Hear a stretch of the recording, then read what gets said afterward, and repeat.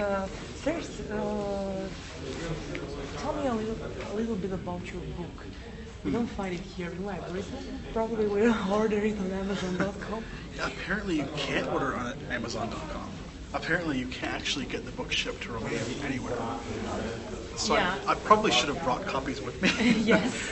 Probably. So the book is really, today's seminar was about, what blogging is, how it applies to companies, and how to use it. That's what it was supposed to be. Hopefully it ended up being that.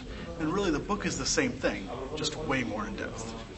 So there's like a whole chapter on tracking blogs, and a whole chapter on blogging services, and a whole chapter on building a strategy.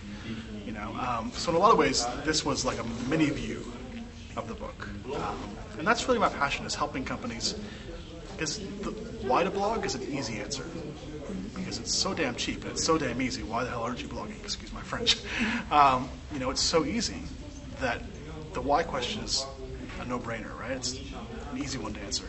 But the how, and the where do we do the blog, and who should blog, and how do they blog, and how do we do policies, and all these decisions companies have to make once they've decided to blog.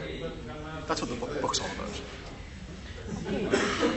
Could you give just one strong argument to make a very stubborn Romanian businessman use blogs for his business? What would it be? To me, the biggest one for most businesses is that this is free, and even if you don't blog, there's a huge amount of information out there. There are millions of potential customers, and if your business is looking to attract customers, even international customers, a blog is a great way for them to visit. It's a great reason for them to visit your site every single day.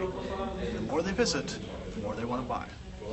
So for a free advertising campaign, effectively, you can get people coming to your site every single day.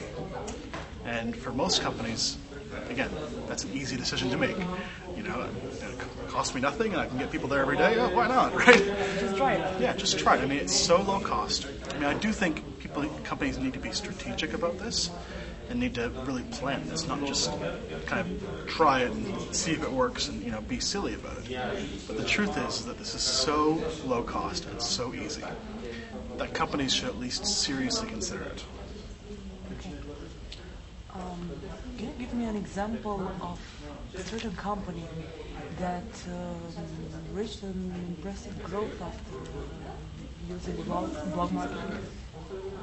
There are lots of really good examples of small companies like doubling and tripling, quadrupling in size just because of their blog.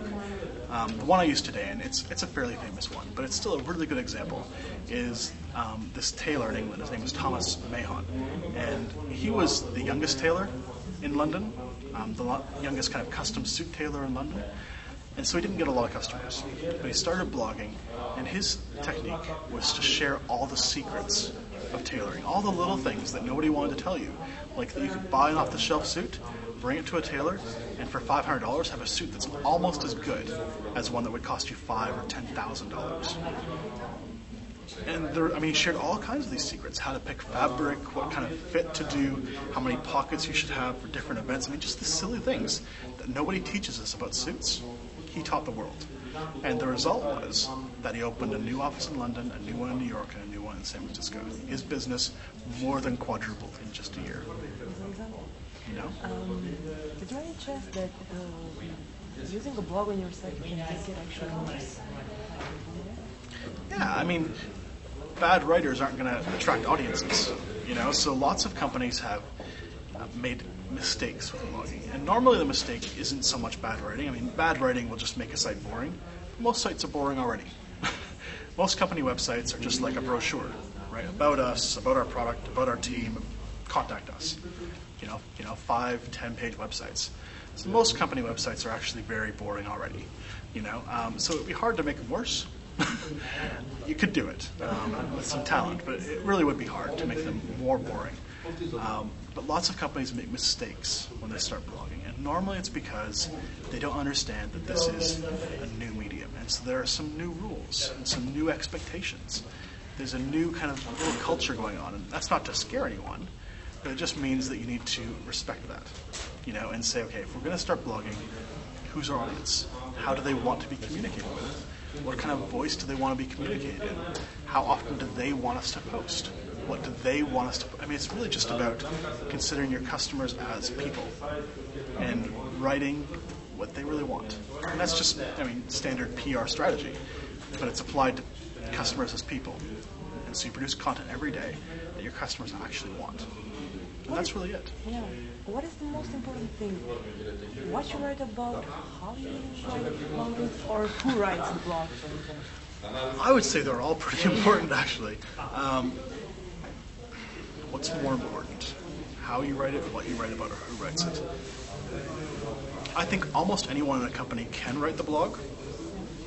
You need someone who writes well, who's entertaining, who's passionate, that users are engaged with. So anyone can write it. So that's important. It's a big decision to make. What you write about, it's up to your customers, really.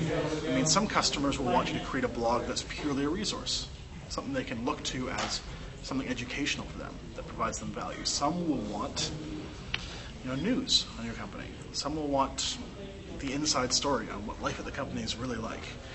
So I don't think there's a single part of that that's more important. I think you need all three to work. You need the right writer, the right subject matter, and the right kind of strategy. If I was to say, what are the top three things companies need to decide on, those would be the top three.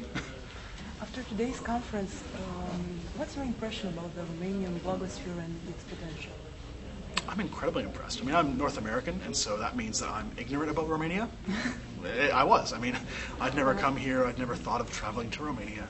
This is my first trip. But I'll be honest, I've been very, very impressed with the quality of the bloggers, the intelligence of the bloggers, their knowledge, their ability to learn and process things and to lead. I mean, I probably met about a dozen bloggers here, and I probably talked with another 10 or so through email before coming here. And I haven't seen smarter people in blogging. There's a lot of... I'm sure there are people that aren't smart in Romanian blogging, but I've probably met 20 of them, and they've all been incredibly smart. And I think they're an incredible resource to the community here in Romania. I think businesses would do really well if they're looking at blogging to, find some Romanian bloggers, bring them in or have a conference call and just say, what do you guys think? And just ask them, because these are people who are living this every day. Some of these people make a full-time job blogging. Like, who would have thought, right?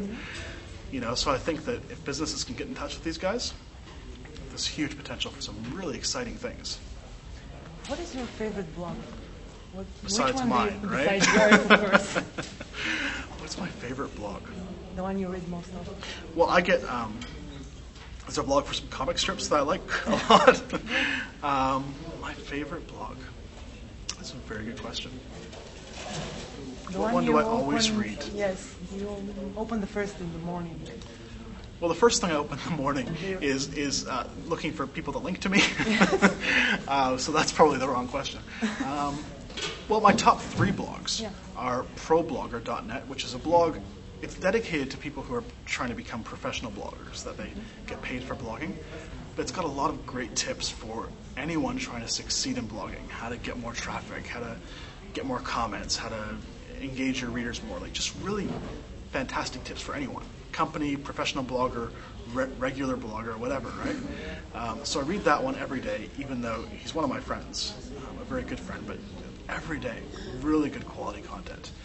I also read a venture capitalist. His name is Rick Siegel, and his blog is the Post Money Value. I can't remember the address. It might be ricksiegel.typepad.com. I don't really remember.